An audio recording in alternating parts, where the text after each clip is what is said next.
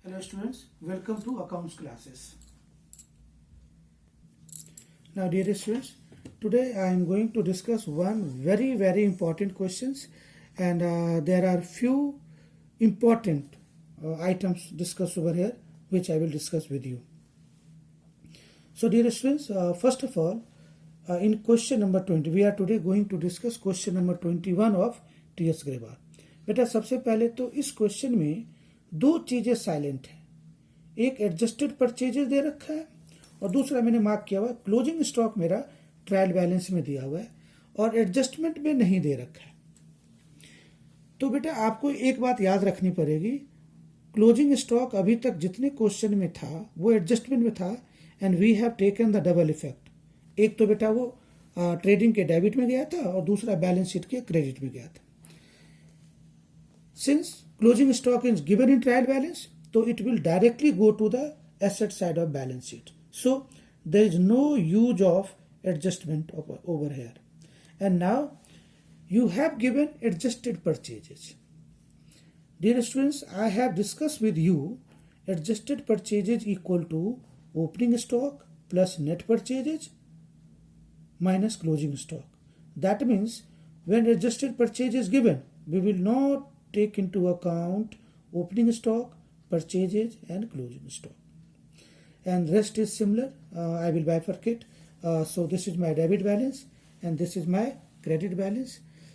This will go either debit side of trading PL and balance sheet. It will go to the either of trading PL and balance sheet of credit side. Now students, capital balance sheet, drawings balance sheet, it will be subtracted from capital.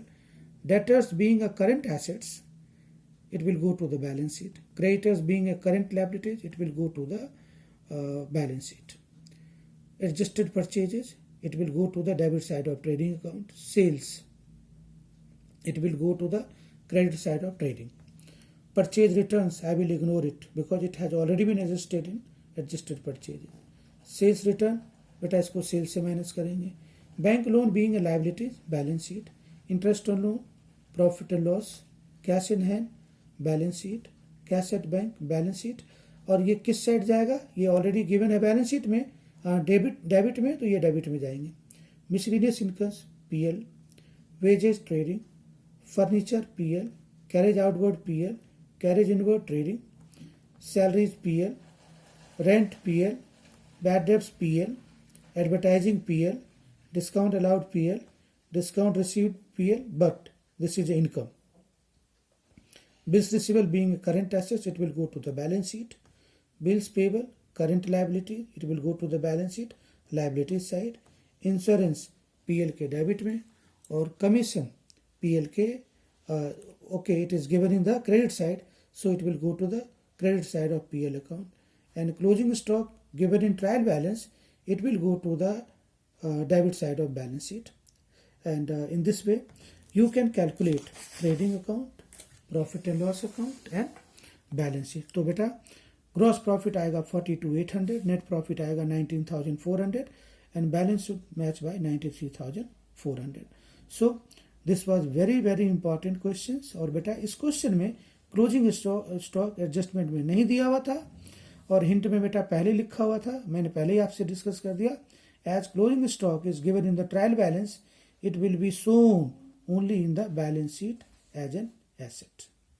And once again dear students, we have another very important question, that is question number 22.